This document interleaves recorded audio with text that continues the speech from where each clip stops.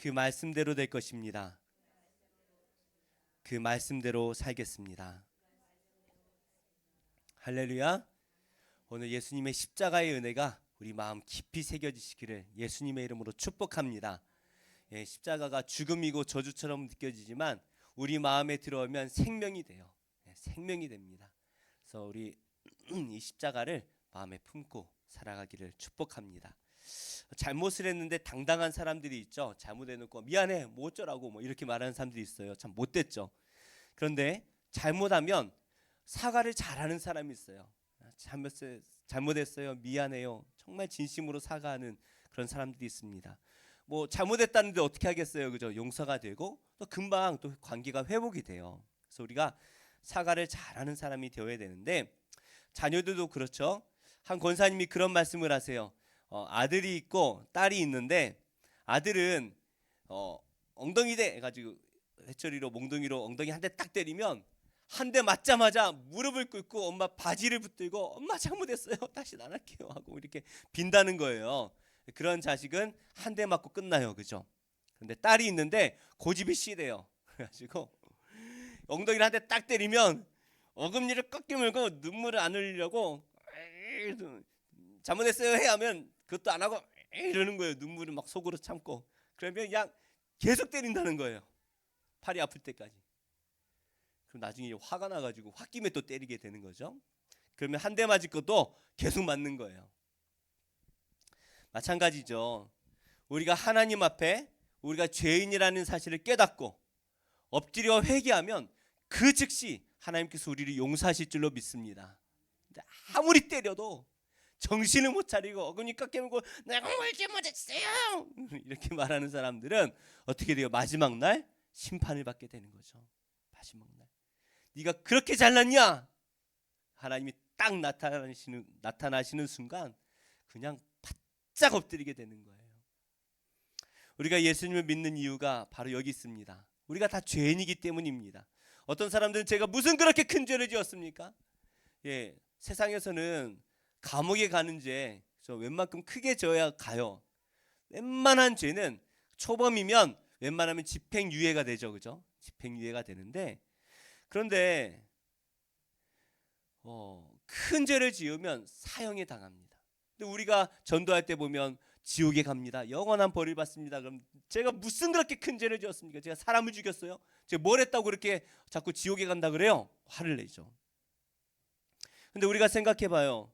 우리가 마음으로 짓는 죄, 생각으로 짓는 죄를 생각해보면 죄를 짓지 않는 사람이 어디 있습니까?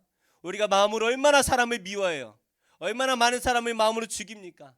하나님 저 사람 죽어버렸으면 좋겠어요. 그냥 꼴도 보기 싫어요.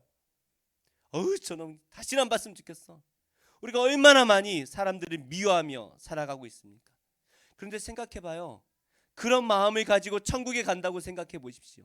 천국에 갔더니 다 서로 웃으면서 천사처럼 대하긴 하는데 뒤돌아서서 에이구 꼴도 보기 싫어 그냥 어떻게 저런 게 천국에 왔냐 이렇게 생각을 해본다면 그것이 천국입니까?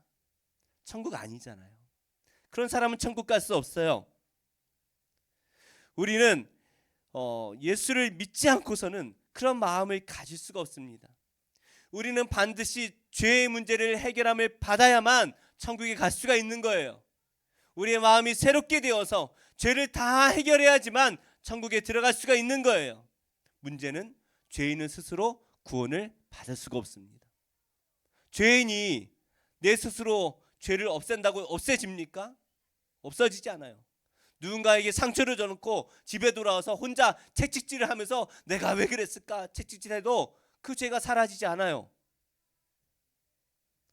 세상 어느 종교도 우리의 죄의 문제를 해결해 주지 않습니다. 착하게 살면 천국 간다, 천당 간다 말들은 하지만 우리 죄의 문제를 어떻게 해결해야 될지 거기에 대해서 말해주질 않아요.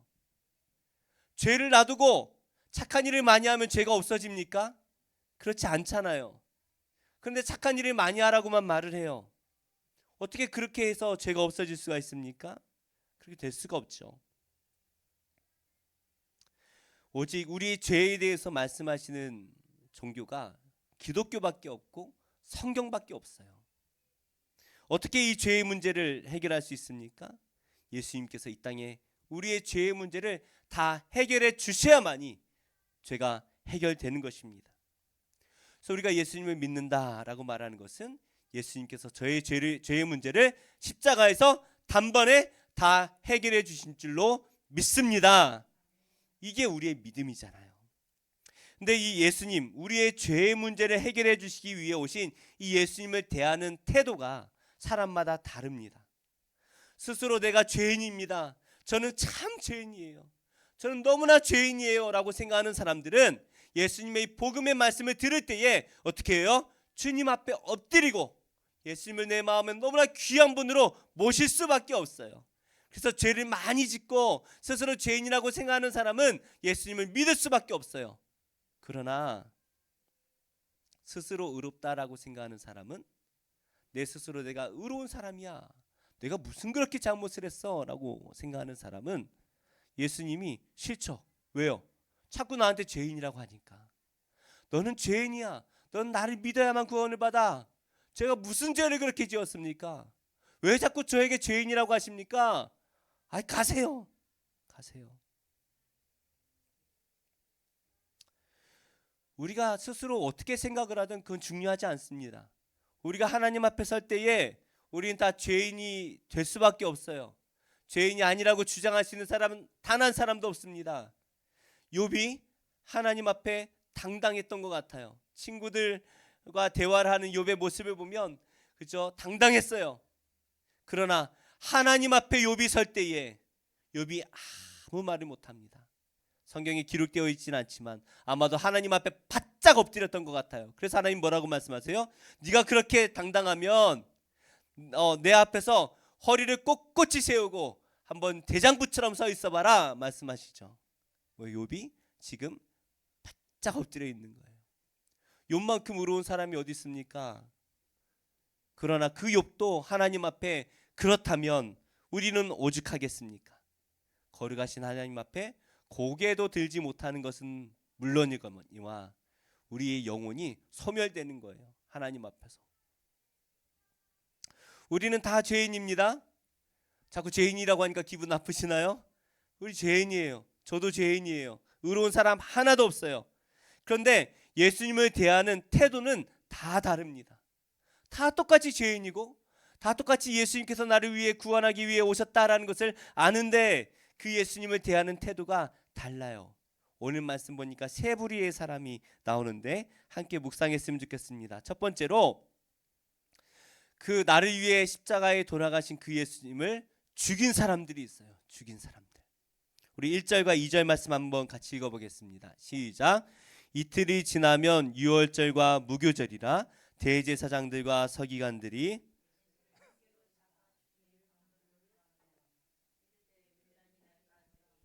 명절에는 하지 말자 하더라. 아멘.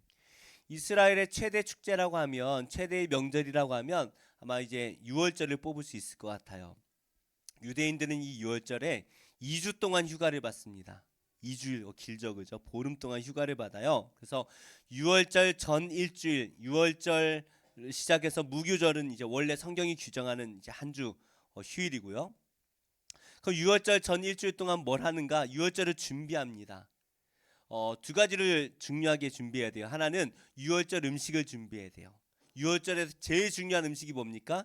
요즘에는 좀 많이 바뀐 것 같은데 성경에서는 유월절에 어린 양을 준비해야 됩니다. 유월절 어린 양, 가장 좋은 양을 준비해야 되는 거예요. 미리미리 준비해서 흠이 있는지 없는지, 그죠?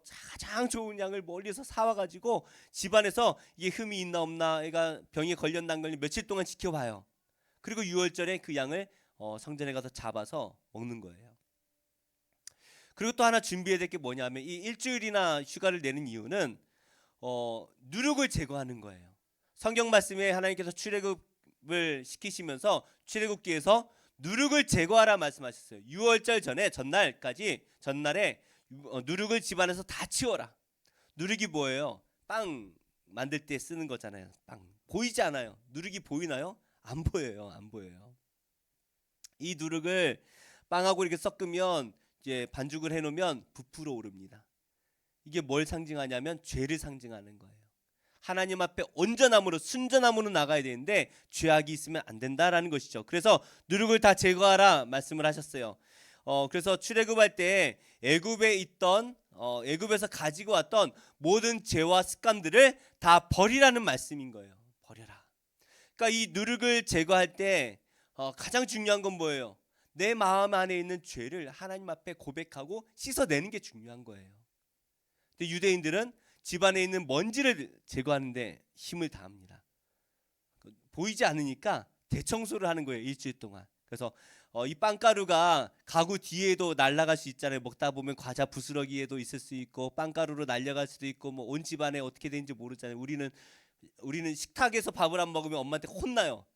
네, 외국 사람들은 침대 위에서도 막 과자 같은 거 먹고 그러잖아요. 우리로선 상상할 수 없는, 신발 신고 침대에서 자요. 이 상상할 수 없는 일들이 벌어지는데, 그러니까 어디에 있는지 몰라요. 과자 부스러기가. 그러니까 온 집안을 다 청소합니다. 일주일 동안. 가구도 다 끄집어내 가지고 앞으로 당겨 가지고 뒤에 구석구석 다 청소를 하는 거예요. 그래서 이 누룩을 제거하는 업체가 있다 그래요. 그럴 정도로 이 누룩을 깨끗이 제거해야 됩니다. 문제는 아무리 청소해도 다 제거할 수 있습니까? 할 수가 없어요. 구석구석에 남아 있는 조그만 먼지들은 다 씻어낼 수가 없는 거예요. 그래서 이 6월절 기간 동안 이 청소를 하면서 뭘 해야 됩니까? 먼지가 어디 또 있을까? 이걸 생각하는 것이 아니라 청소를 할 때마다 하나님, 제 안에 있는 죄를 용서하여 주옵소서. 이 마음으로 기도하면서 청소를 해야 되는 거예요. 양도 어떻습니까? 6월절에 양을 잡아요. 이 어린 양의 피를 어떻게 해요? 6월절 날 문지방에 문설주에 이렇게 다 바르고 나서, 그렇죠? 밤에 양을 잡아 먹는 거예요. 그러면 이 양이 뭐가 됩니까? 우리의 죄를 속죄해 주는 거죠. 내가 이 양처럼 죽었어야 되는데 저 대신 이 양을 죽입니다. 이 양이 저 대신 죽었습니다. 그리고 그 양의 피를 문에 바르면 어떻게 돼요? 하나님이 지나가시면서 이 집은 어린 양이 대신 속죄를 하였구나. 그 어린 양의 피가 뭡니까? 예수 그리스도의 피죠. 하나님께서 그 집을 넘어가 주시는 거예요. 이 집에 진짜 죄가 없어졌기 때문이 아니라 그냥 넘어가 주시는 거예요. 왜요? 예수님이 대신 벌을 받으신 거예요. 그 믿음으로 발라야 되는 거예요. 이거 아는 사람은 알 것이고 모르는 사람은 여전히 그 피의 의미를 모르고 지금까지 바르고 있겠죠. 그리고 이 6월절에 양을 어떻게 합니까? 가족이 그날 다 먹어요. 다 잡아먹는 거예요. 그래서 가족 식구가 적으면 양 한 마리 다 못 먹으니까 이제 몇 집이 이렇게 합해가지고 같이 먹는 거예요. 잡아먹는 거예요. 이게 뭐예요? 속죄제와 함께 화목제물이 되는 거예요. 하나님 앞에서 하나님과 우리가 이제 화목하게 되었습니다. 우리의 죄가 다 씻어지고 하나님과 우리가 화목하게 되었습니다 라는 고백이 되는 것이죠. 그래서 6월절을 앞두고 뭘 해야 됩니까? 청소도 깨끗이 해야 되고 우리의 죄를 다 씻어내고 또 어린 양을 준비해서 우리를 구원해 주옵소서. 우리의 죄를 이 양이 다 짊어지고 가게 하옵소서. 양의 피를 바르는 거예요. 자, 그런데 지금 종교 지도자들이 6월절을 이틀 앞두고 뭘 하고 있습니까? 예수님을 잡아 죽일 계획을 세우고 있는 거예요. 양을 준비하고 백성들의 죄악을 어떻게 씻어낼까, 이거를 금식하며 기도하는 것이 아니라 뭐라고 했어요? 예수님을 잡아 죽일 악한 계획을 세우고 있다라는 것입니다. 무슨 말이에요? 어떻게 하면 수단과 방법을 가리지 않고 저 예수를 죽일 수 있을까? 이것이 종교 지도자들이 지금 모일 때마다 고민하고 있다는 거예요. 그리고 그들이 내린 결론이 뭡니까? 명절에는 하지 말자. 자기들이 그렇게 중요하게 생각하는 예수를 죽이는 일, 이거를 명절에는 하지 말자. 왜 그렇습니까? 밀란이 날까 두렵다. 이 종교 지도자들이 백성들의 눈치를 보고 있는 거죠. 이 종교 지도자들이 예수님을 왜 죽이려고 했을까요? 왜 죽이려고 했을까요? 성경에 시기하기 때문이라고 말씀을 하십니다. 예수님이 자꾸 자기들의 죄를 들추어내는 거예요. 그동안 종교 지도자들 안에 얼마나 많은 부패들이 있었겠습니까? 그래요, 뭐 사람이 살면서 죄 안 지을 사람이 어디 있습니까? 실수할 수도 있죠. 그런데 그 정도가 아니라 그냥 속이 다 강도의 속으로 되어버린 거예요. 이 종교 지도자들이 하나님을 예배하고 백성들이 위해 예배 드리는 것이 아니라 돈벌이 하는 거죠. 성전을 통해서 다 우리말로 말하면 참 이런 표현이 그렇지만 썩은 거예요. 썩은 거예요. 그러니까 그 죄악들을 예수님이 다 들추어내시는 거죠. 예수님이 들추어낸다기보단 들추어지는 거죠. 왜요? 예수님이 의로우신데. 저 종교 지도자들은 의롭지가 않거든요. 옛날엔 몰랐는데 빛이신 예수님이 오시니까 어둠이 밝히 드러나는 거예요. 그리고 예수님은 많은 이적을 행하십니다. 가는 곳마다 병자들을 고쳐주시고 귀신을 내쫓고 수많은 백성들이 예수님을 따라다니는 거예요. 지금 종교 지도자들은 인기를 먹고 살았거든요. 인기. 백성들이 나를 얼마나 따르나, 나는 제자가 몇 명이 있는가, 이런 게 되게 중요하다고 해요. 그러니 예수님이 수많은 사람들이 예수님을 따르고 있고, 지금 예루살렘 성에 예수님이 들어가실 때 어땠어요? 모든 백성들이 나와서 호산나 다윗의 자손이여 찬양을 하니 배가 아픈 거죠. 배가 아파요. 결국 자신들의 명예와 이익을 위해서 예수님을 죽이기로 합니다. 이 종교 지도자들이 예수님을 누구한테 고발해요? 빌라도에게 고발하죠. 총독이었던 빌라도에게 고발하는데, 이 빌라도가 예수님을 살려주려고 해요. 물론 아내가 꿈에 하나님의 음성을 듣고 뭐 그런 이야기도 있지만, 그것보다 빌라도가 알았습니다. 예수님은 죄가 없으세요. 그런데 이 종교 지도자들이 뭐 때문에 고발했다고 되어 있어요. 성경에 보니까 시기함으로 고발했다라고 빌라도가 알고 있는 거예요. 이 사람들이 이 예수를 시기하고 있구나. 그걸 알고 예수님을 풀어주려고 했어요. 시기하기 때문에 예수님을 죽이려 합니다. 자신들이 죄인이라는 것을 알았다면 예수님을 믿지 않더라도 뭘 해야 됩니까? 유월절과 무교절을 준비했어야 되죠. 하나님 앞에, 하나님 우리가 죄인입니다 라고 고백하고 이 죄의 문제를 하나님 앞에서 금식하며 해결을 했어야 되죠. 그러나 그들의 마음은 이미 강도가 되어버려서 의로우신 예수님을 죽이고 있습니다.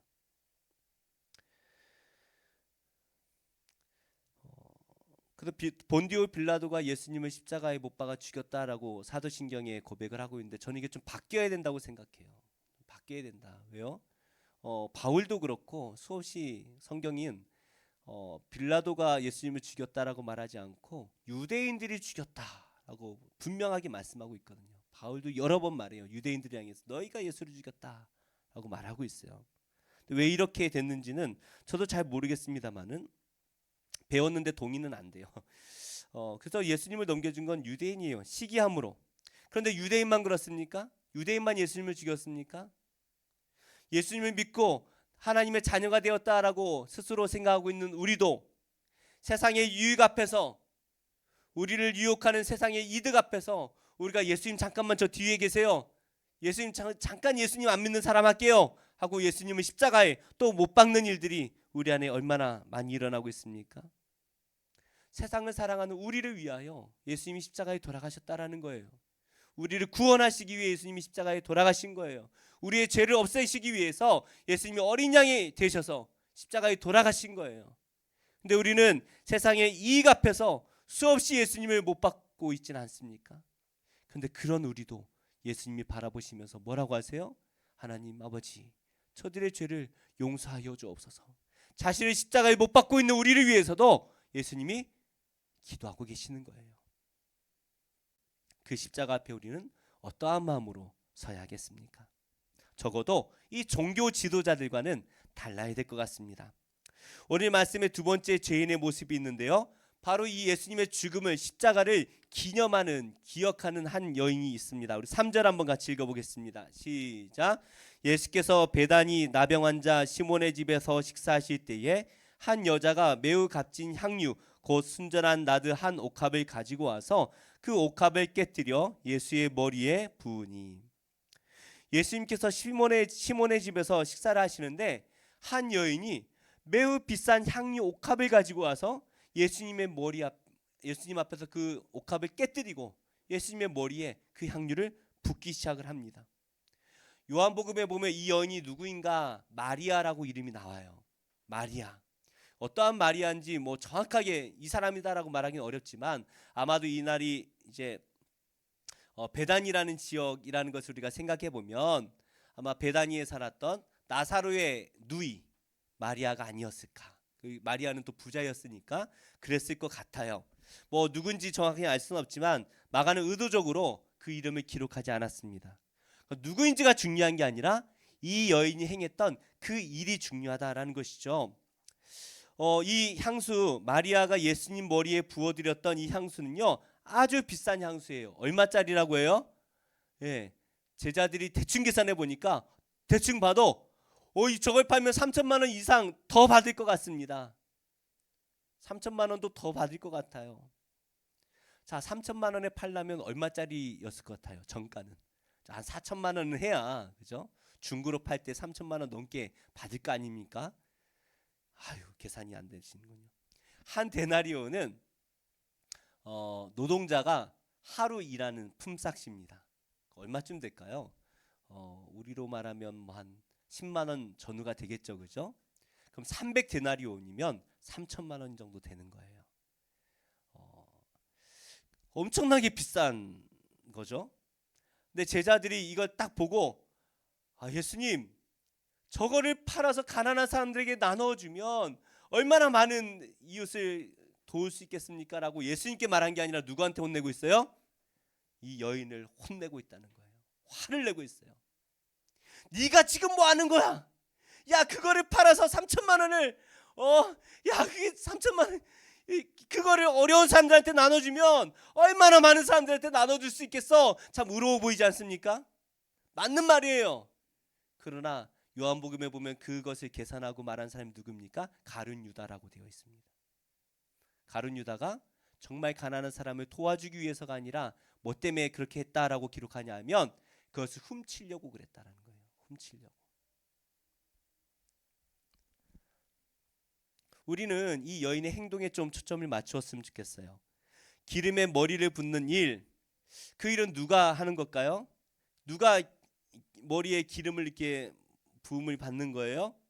성경에 보면 왕, 제사장, 선지자를 세울 때에 제사장이나 선지자가 그 왕이나 제사장이나 선지자에게 기름을 부어서 왕으로, 제사장으로, 선지자로 세우는 거예요. 이 여인이 지금 예수님 머리에 이 기름을 붓는 것은 예수님은 누구라고 생각하는 겁니까? 예수님이 저의 왕이십니다. 예수님이 저의 제사장이십니다. 예수님이 저의 선지자이십니다 라는 고백이 담겨져 있는 거예요. 참 믿음이 좋지 않아요? 그냥 저렴한 일반적인 기름을 쓸 수도 있었을 거예요. 감람유, 올리브유를 좀 저렴한 거 아니면 뭐냐 많이들 쓰는 거, 그런 거 해도 되잖아요. 근데 이 여인은 지금 어떤 걸 하고 있습니까? 가장 귀한 거. 3천만 원짜리 향수 보셨나요? 저는 구경도 못 해봤습니다. 3천만 원짜리가 어떻게 생겼을까요? 무슨 냄새가 날까요? 막상 맡아보면 그냥 그럴 것 같아요. 그죠? 우리는 그냥 장미향, 싸구려 이런 것도 좋잖아요. 그 귀한 걸 예수님 머리에 다 부어드리는 거예요.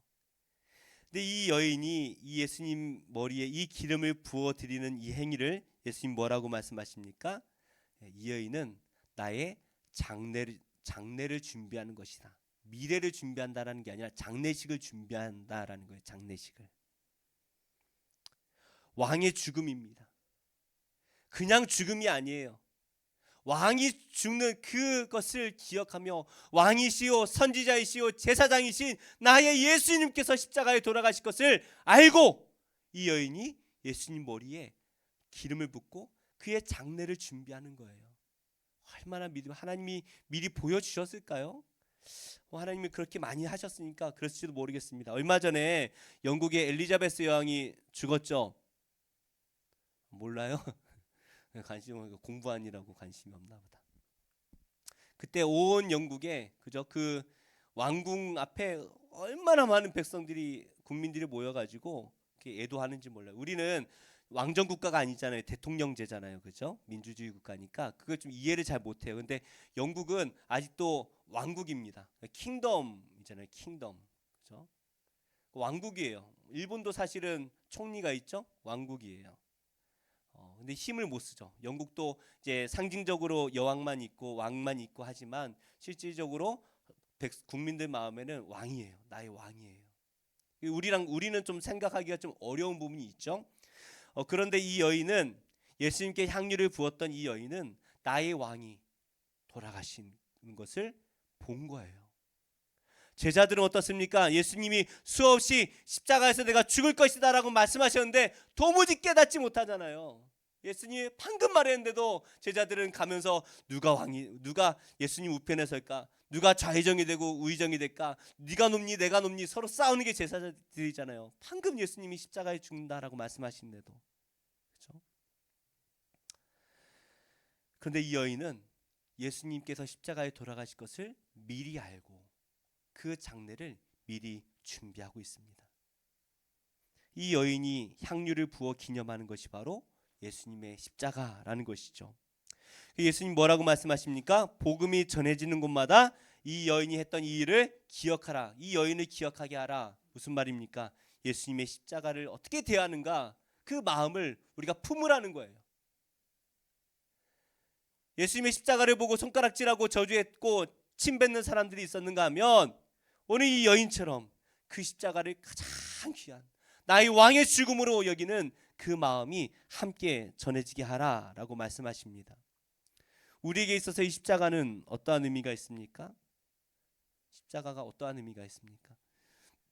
저도 십자가를 처음 봤을 때 길에 있는 십자가 말고요, 정말 하나님이 저의 마음속에 저의 눈의 환상으로 이 십자가를 처음 보여주실 때 그 십자가는 뭐 말로 할 수 없는, 어떻게 표현할 수가 없어요. 너무나 많은 의미가, 하나님의 은혜와 사랑이 다 담겨져 있어서 말을 할 수가 없는 거예요.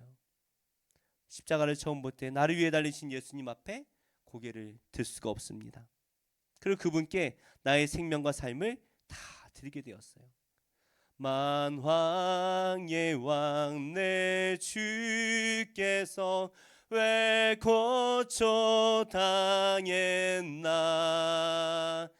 이 벌레 같은 나 위에 그 보혈을 였네. 주 십자가 못 박힘은 속죄함 아닌가. 그 긍휼함과 그 은혜 말할 수 없도다. 늘 울어도 그 큰 은혜 다 갚을 수 없네.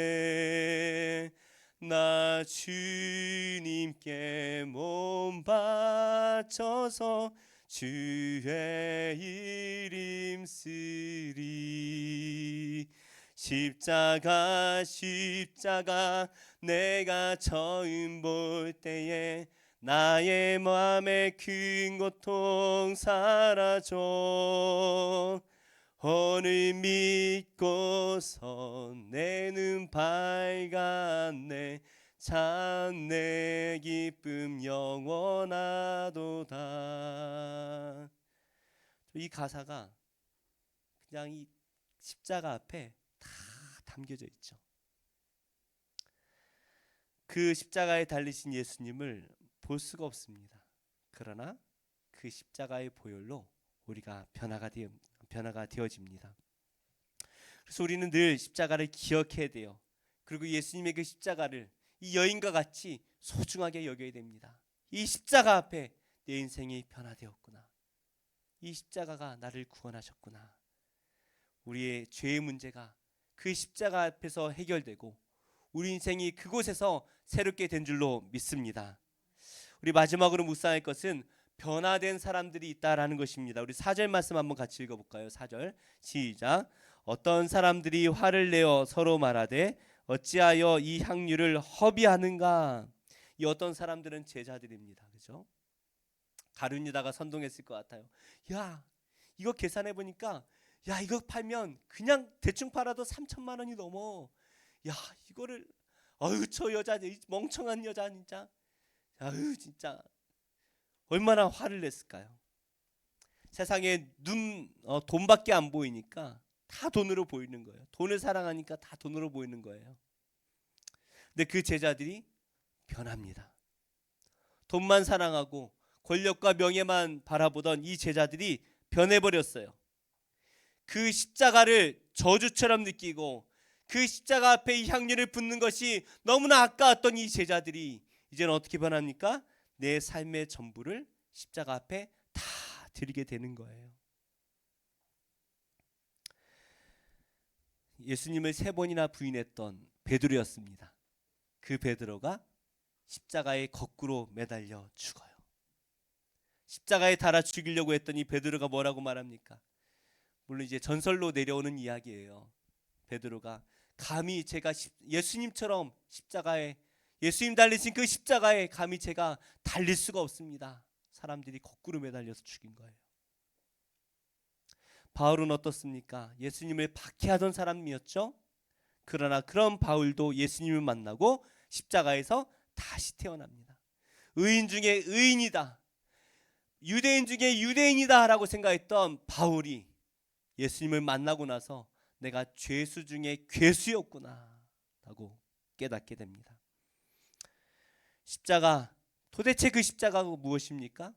우리를 구원하시기 위해 예수님의 모든 물과 피를 다 쏟아주신 그곳이 바로 십자가예요. 제가 처음 예수님의 그 십자가를 볼 때에 하나님이 저를 십자가 아래로 데려가시는 거예요.